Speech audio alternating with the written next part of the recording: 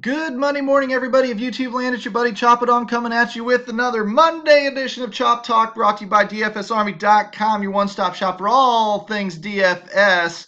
Every sport covered for one single investment in your own game. I don't know how much simpler it can get. You don't pay by sport. You don't pay, individually for extra this or extra that. It's all one investment in your own game, making you a better player. That's our main goal here at DFSArmy.com. So what I need you to do is run down into the comments section, smash the like button, smash the subscribe button, click that little bell so you get updates to every single video that I drop. And then on top of that, click the link and become a VIP at DFSArmy.com. Use coupon code CHOP, C-H-O-P, for that 10% discount. Jump in, start getting better today. I mean, beginners, intermediates, experts, doesn't matter. We've got the coaches for everybody, and we can help everybody. What I'm going to show you today is the MLB research station. I'm going to show you a little bit of the NFL research station, and then I've got a special announcement at the very end that I'm going to drop on you guys, hopefully to incentivize you to become VIPs, because we have something pretty cool coming up here in the next couple of weeks. Now, MLB Research Station. Actually, you follow me out on Twitter too at Choppadon. Help me get over that 7,000 mark. What we're going to do is we're going to dive in. You can see I've already been playing with it a little bit today, so I'm going to try and get this thing reset back to where I want it, and I'll give you your quick slate breakdown through the MLB stuff. For those of you that haven't followed me in the first, we run a very, very, not strict, but a very consistent process here, where we look for good pitchers, then we look for bad pitchers, then we look for hot bats inside the offenses that are facing those bad pitchers. It's very, very simple to do. It requires a couple of tabs down here in the research station. If you want the controls yourself, you have to become a VIP, like I mentioned before, because I just don't show you anything but the very tip of the iceberg here. So I kick into the starting matchups pitchers page, and I come all the way over here to see if our Vegas data has updated, which it seems that it has. We have lines now. We have implied run totals now. That's a good thing. We didn't have that earlier this morning. Let's jump over here. Let's go by pitcher K percentage, sort by descending. Bring all of our high strikeout pitchers to the top, because when I see a high strikeout pitcher facing an offense that tends to strike out, I usually have a very, very good matchup. And what we're looking for is pitchers that throw a lot of strikeouts, because that covers up some earned runs. It gives us more margin for error. It gives us less of a chance of a complete blowout in our fantasy production. And as a predictive position, pitching is right up there at the very, very top. Strasburg, Cole, Gray, Tanaka, Corbin, Syndergaard, these are all guys you can find written up in chin music, all broken down. I'm telling you, I'm running with Corbin today, and I told you why in the article, and we'll just not spend too much time on that. What I want to show you is the bats that we're looking for. We show this double red stuff, sort by descending, and I'm going to see pitchers that struggle with right-handed bats, that give up high wobas to right-handed bats. And then I see down here pitchers that handle right-handed bats. If I did the same thing for the left side, it would look the same, but I'm seeing sometimes pitchers that struggle with both. Those are the guys I want to target. And the reason why I want to target them is if a guy handles right-handed bats, it's fine. A lefty smashes him, and then another one smashes him, and then he got guys at first and third with one out. Comes up, handles a right-handed batter just fine, throws something low with sink, gets beat to the shortstop, 6-4-3 double play, inning over, rally squashed. That happens when a pitcher handles one side of the plate but not another. When a pitcher can't handle either side of the plate, in a lot of cases, you get those big innings, those 4, 5, 6, 7, 8 run innings where you've got nothing but the doubles and the home runs and the singles and the walks and the doubles and everything, just turning the styles over and over and over and over again, piling up runs because there is nothing in that lineup that the pitcher can handle. That's the idea. That's the theory behind it. So we pick on these guys because they're red and pink, and we call them double reds. So my double reds today are Hess, Caviglio, Anderson down here at Stratton, and then down here at the very bottom, Despani doesn't handle lefties. So if I wanted to target just lefties in that lineup, maybe there's something there. I'm looking for guys, again, that I sort to the top here, so that all I have to do is come over about here where it stops turning red, go straight over here, and then anything red and above here is a double red. These guys not necessarily, but these guys are double reds, right? So when I go over here and see who they're playing, Toronto, Baltimore, Houston, and where is Stratton? Arizona. And then down here at the very bottom was the lefties, Colorado lefties. Those are the offenses that are in good spots. I combine that with implied run totals. I come over here to the Vegas odds. I can take opponent runs because we're looking at pitchers. So I take the opposing runs, sort that by descending, and I see who pops up here in the 5 range. Rodon and Hess, and I don't really care too much about below 4.8. I'll look at it when the slate doesn't offer much else, but New York and Toronto are my main Vegas indicated offenses. So I've got Toronto facing double red, Toronto getting implied runs out of Vegas, Toronto facing probably a poor pitcher by DFS grade. Yep. That's another way that I sort. If you follow the videos, that's what you see. But we're in a hurry today because we want to get to the NFL stuff. So that's generally where we landed on how we landed on Corbin. He was green in a lot of those areas, but where we're landing on some of these other offenses is their pitcher they're facing is red in a lot of areas. And so what I'm looking for is 4-star, 3-star, 2-star offenses because I look at several different categories and who puts a check mark in every single box. So my 4-star offenses today, 4 out of 5 stars, just Toronto. You already saw them. Implied to score a lot of runs, facing a pitcher with high WOBAs against, sitting in a low-graded pitching situation. Those are all good indicators that Toronto's in a good matchup. The other 3-star offense today is Baltimore, the Baltimore Orioles. Of all people. Haven't been on our radar for a while, but they're on it today. 2-star offenses, which are more of your GPP type stuff because they're not really smashing all of the indicators. Instead, they're just hitting a couple of them. Maybe some good indicators, maybe some mediocre indicators, but they're hitting a couple of them, so they're not complete junk. That's Colorado, which is actually 2.5 stars because they bash lefties. The pitcher has trouble with lefties. Houston, Arizona, New York Yankees, Washington Nationals. Those are your offenses. So we jump into the trends tab. If you follow me, you know I use these trends tabs down here. I don't really use a lot of this, but you can see ballpark factors, you can see stacks, you can see this other stuff. I go to the trends tab, and the little gift today, 30-day WOBA column. We had season-long 30-day now, 14-day, 7-day. I like sample sizes. I like varying sample sizes because if a guy looks okay on the season, looks better over the last 30 days, better over the last 14 days, and even better over the last 7 days, he is ascending. He is getting hotter and hotter and hotter and hotter and hotter, and I want to play a guy like that. Look, 331, 410, 615, 670, 770, 767, pardon me. Kendrys Morales, is he on the news? Is he hot? Has he sustained it over a week or two? Yes, get on the train before it cools off because that number is unsustainable and it will cool off. Will it be tonight? I don't know. I have no indication to think that it's tonight. Toronto's in a great spot. He's running hot.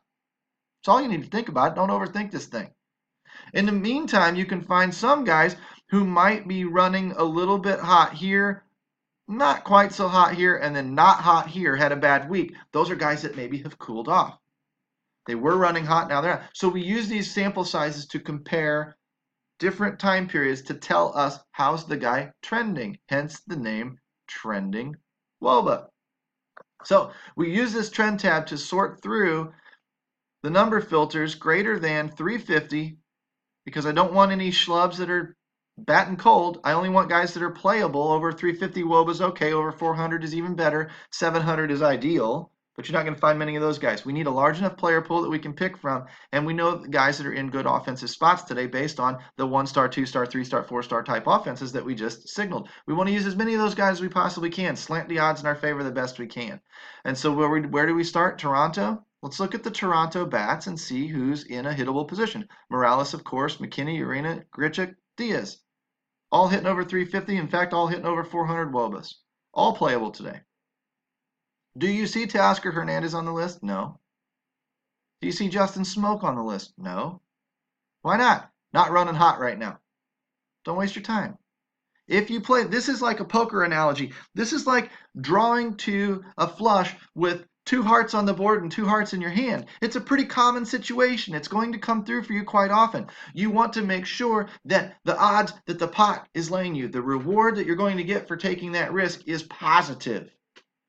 When you're drawing to flushes with 2 hearts in your hand, you're doing okay in DFS. Does it happen every time? No, it doesn't happen in poker every time.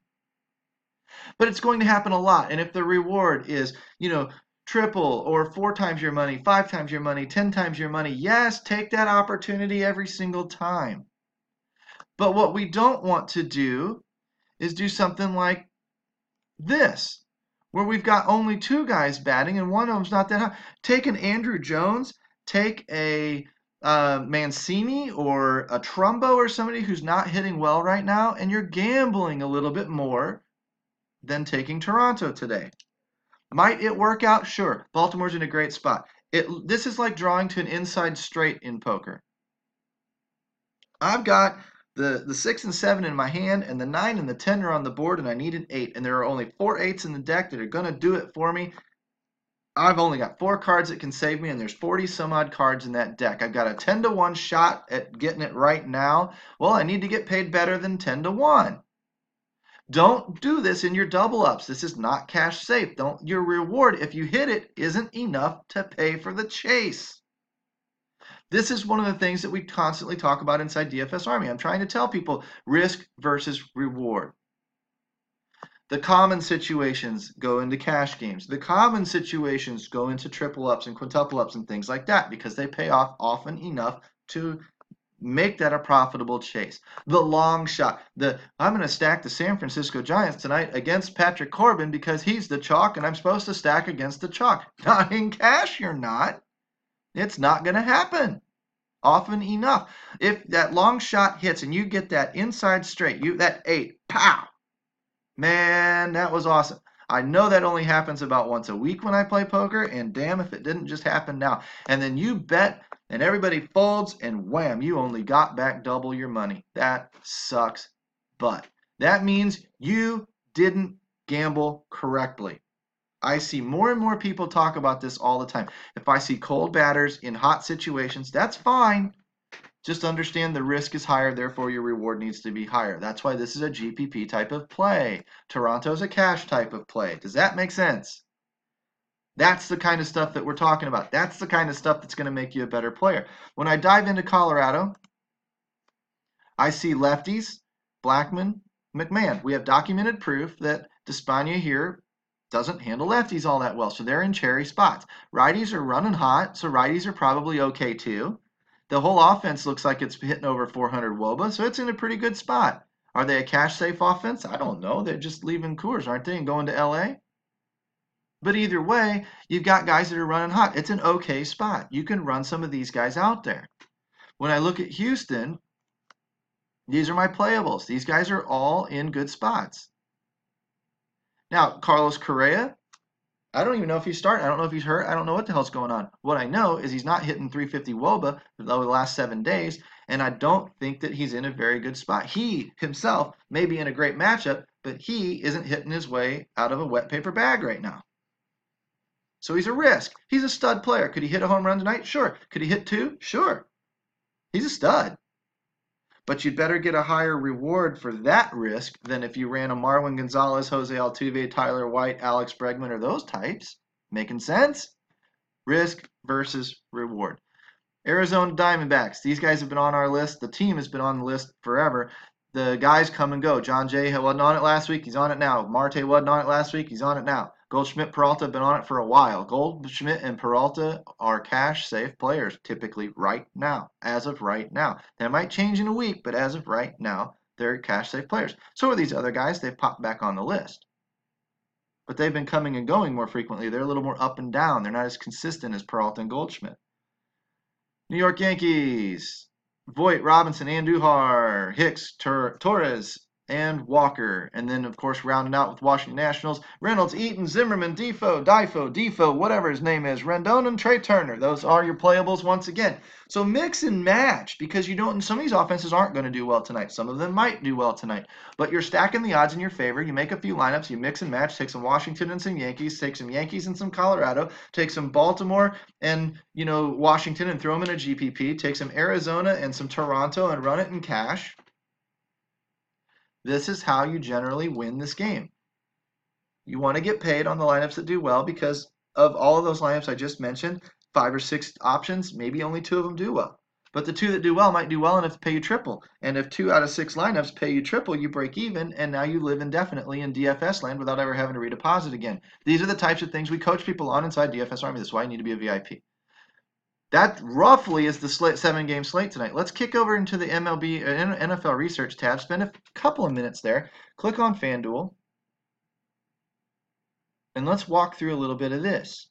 I showed you the little thing earlier last week that was pretty exciting stuff. But now we've got quarterback, running back, wide receiver, tight end matchup tab, defense matchup tabs. I'll walk you through a couple of them. We have time periods so you can sort out the slate and cut the team off that isn't playing on the slate. You want the afternoon only slate? or the early only slate, whatever they're going to call it. You just click the 1 p.m. games, and now all the late guys are not going to show up. You look in here and you compare and contrast. Deshaun Watson looks great.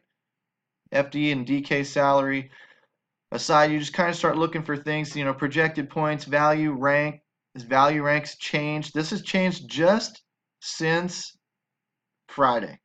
We're updating these constantly. So, in 3 days, it's going to update again. This will all be old information. So, but it is allowing you to get an idea of the flow through a week or through a couple of weeks as we adjust and tweak these numbers. As Vegas adjusts, some of these things will adjust. As the matchups change, people get hurt on the other team, that type of stuff.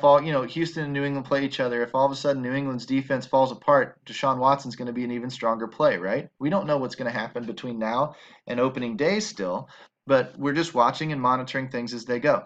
You can sort by rank. Well, I guess I would want ascending order. You can sort by rank and pull the fantasy pointed guys up to the top. You can sort by value rank, and that will focus on the value column, cost per points. See, it shuffles it a little bit again. You want to focus on Vegas and the team total? Fine. This will bring the low ones up. Those are the ones that we might avoid or might use for defenses. Sort by descending. And now what we've got is the implied totals. Is that right? Is New Orleans legit scheduled to score 35 points in week 1? Can that be right? Woo! If so, there are going to be some New Orleans around, and Kamara is going to be chalky. Wow, that is something else. Now, what we're also going to do is scroll over a little bit. Look at these week 1 projections. This is all based on last year's numbers. These will take a couple of weeks to normalize to 2018 numbers, but right now it's what we've got to go on. Last year's stats, defense versus position type of stuff. And what you're getting ready to see this year inside DFS Army is something completely unique to us. Player independent correlations. Did you realize that in some offenses, the wide receiver 1 is not the best correlated target? Many people just think, oh, QB wide receiver 1, stack them, roll on. Nope, that's shallow thinking, my friend. What if your number 1 was Alshon Jeffrey and Carson Wentz? Do you realize that Alshon Jeffrey was the 3rd most correlated target in that offense behind Zach Ertz and Nelson Aguilar? I know that. Why? Because I have access to the correlation numbers. You don't have them yet. As a VIP, you'll get them. And that's exciting stuff because we're going to be writing premium articles based on that and showing you exactly who you should be targeting in which offenses. If that appeals to you, you need to be a VIP and you need to be one very, very quickly. Running back matchups. We saw some of the big spreads, right? This is the old way of doing things and the easy way of doing things. The chalky way of doing things. Sort by descending. Pull the big spreads to the top. Well, I guess I got to go ascending because it's a negative number. That takes a little getting used to, doesn't it? So the 9.5s, 6.5s, these are touchdown favorites. These are teams that are supposedly going to be a little bit run heavy as the game rolls down the finish line. New Orleans, New England, Baltimore, right? So who are the smash backs in these offenses? Well, Kamara's going to be the workhorse back, most likely. Probably won't see a lot of James White, right? He's more of a 3rd down scat. Maybe you get some Burkhead. Maybe Sony gets in there a little bit. I don't know. Maybe Belichick screws with us. I don't trust running backs in the New England offense. Alex Collins should be getting the workload in Baltimore, right? I don't see Buck Allen and Kenneth Dixon getting the work down the stretch, grinding one out. If you saw up here at a touchdown favorite Jacksonville, you'd know Leonard Fournette's getting the work, right? So these are backs we might be focused on. If we can find them that are priced a little bit lower than what they should perform at, this is a way we use this page. If I want to go again by just outright, that's just did it backwards again, didn't I? If I want to go just by outright projections and look for some of the value in here this way, some of these cheaper guys up top, 400 or something, come on down here a little bit. See how the numbers going up into the 6, 7, 800 range, 1,000 range. These are guys that are a little pricey. They're GPP type guys if you see something you want to take a shot at, but mostly these are your cheaper running backs that are going to get you more bang for your buck. These are the guys that are on sale. These are your flush draws. These are your inside straight draws. Okay? If you're going to run these guys down here, you better get massive reward for your win if you hit it. Up here, you can play these guys a little bit more in cash stuff and take double, triple, quadruple your money as opposed to needing to win the Millie Maker to pay that bet off. Wide receivers, let's jump to tight ends. Why not? Tight ends, one thing we remember from last year. Tight ends, big spreads, home field, high implied team totals. So let's do something there. Let's take the spread, filter it, greater than, say, 5 points. That's going to flush the jump. Ah, crud. Needs to be less than minus 5 points. See, it's just requiring a little bit different mindset. There's my big spreads. I take the team total. They're all over a 20. But I would have sorted by a 20. They're all in good spots. And let's look at the home teams, the yellows. Okay, so we'll take Vance McDonald and pitch him, and Jesse James and pitch him. And we'll focus on Gronk, Rudolph, maybe Benjamin Watson, Hurst or Mark Andrews, whichever one. Hayden Hurst, if he's number 1 on the depth chart, there you go. So there's a couple of guys for you, and he's going to be relatively cheap. By comparison, Gronk's expensive at $8,000. Kyle Rudolph, $5,900. You come down here to, Benjamin Watson and Hayden Hurst, and they're in the under 5,000 range. We've got 4 decent tight ends to pick from already. Making sense? If I've got 4, the position's not necessarily all that scarce. I might be able to pay down off of Gronk because I might find a more expensive position when we go back to the running back matchups. I might find that this one's a little bit pricey up here with the value guys. I'm going to be forced to pay up and save some money. So I'll save some money on some tight end to pay up at running back. If we look at the wide receiver matchups, we can do the same thing. Home teams, right? Then we can come down here and do point spreads. We can do implied totals over. If we do greater than say 45. Flush the jump. You might even go greater than 47.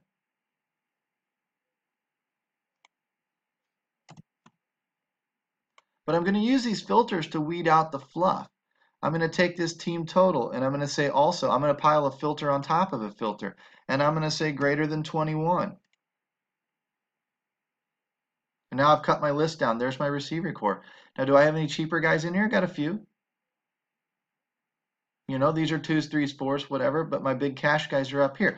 This is just another way as we get more familiar with this and we play with this a little bit more through the weeks, we're going to get a handle on just a quick system like we just did baseball. Bam, bam, bam, bam, bam. Here's your picks. Here's your plays. Go run them. And then the only thing you have left to do is infuse a little bit of theory, a little bit of game theory. Is this guy's going to be chalky? Should I fade him? This guy's going to be under-owned. Should I take advantage of him? Things like that, which we talk about more in theory articles inside DFS Army. I'm more of a cash game guy. I'm more of a guy that's going to point out some of the obvious, tell you why it's fundamentally smart to be playing the obvious plays, and then you can take my information and then you can run off inside DFS Army and talk to some of the other coaches about GPPs and things and see if some of those players don't stay on their lists too as good GPP plays. Or if there isn't some kind of a pivot. We've got a chalk versus pivot article coming out too that's going to identify Antonio Brown as the chalk, but who's the high-priced pivot off of him? Is it Michael Thomas? These are the types of things we're going to be bringing to you inside DFS Army. So I wanted to show you this a little bit. And then I wanted to also run back over here to the DFS Fantasy Draft free roll, just to remind you, we've only got 74 people in it, and we've got a huge pay schedule. This is actually the big announcement. I just rolled right into that, didn't I? Big announcement. Fantasy Draft has put up a $1,000 free roll, money added guaranteed free roll for up to 2,000 entries. We've only got 74 people in it right now. $100 in fantasy cash or whatever on Fantasy Draft to use for the remainder of this, as much as you want, free. Top 3 places are getting a swag bag thrown in on top of it. DFS Army swag, got a hat, t-shirt, the goodie bag. We're going to throw that in for you. And the top, 500 people pay? Well, everybody's getting paid right now. You're getting at least $1. And that $1 you could turn into a GPP and turn into $300. I don't know. I don't know what you're going to do with it. Let it ride. Play a double up, play a double up, play a double up. Hit 3 in a row, be sitting on $10. Throw that in a GPP and turn it into $1,000. I don't know. Whatever it is you want to do. The bottom line is this coincides with us releasing Fantasy Draft on our optimizer. We now have Fanduel Draftkings and Fantasy Draft on our optimizer for the major sports. DFS Army's growing, guys. It's getting better. It's getting bigger. The coaching works. It makes you a better player.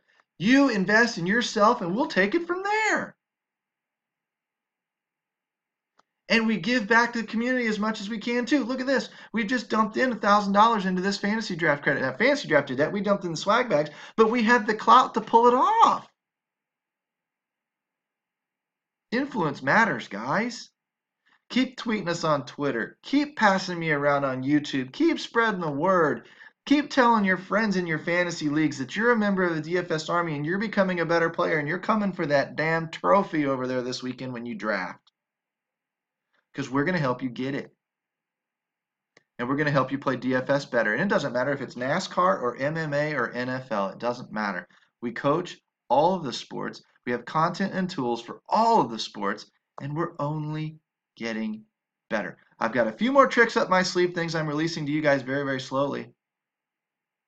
It's not going to stop getting better inside DFSArmy.com. Follow the comments section, click the like, click the subscription button, click the link, become a VIP today. Use coupon code CHOP because I'm throwing you 10% off to become a member. Get that grandfathered price that when our price goes up, yours never does. Yours stays the same. You're never committed beyond the first month, and you can get in here and enjoy this free roll while you're in here. Guys, it's a big old party inside DFS Army. Be part of it. I'm ChopTalk. This is Monday. You've got your baseball, your football, you got your fantasy draft surprise contest announcement. Become a VIP today, and I'll talk to you tomorrow. Take care, guys. We'll see you.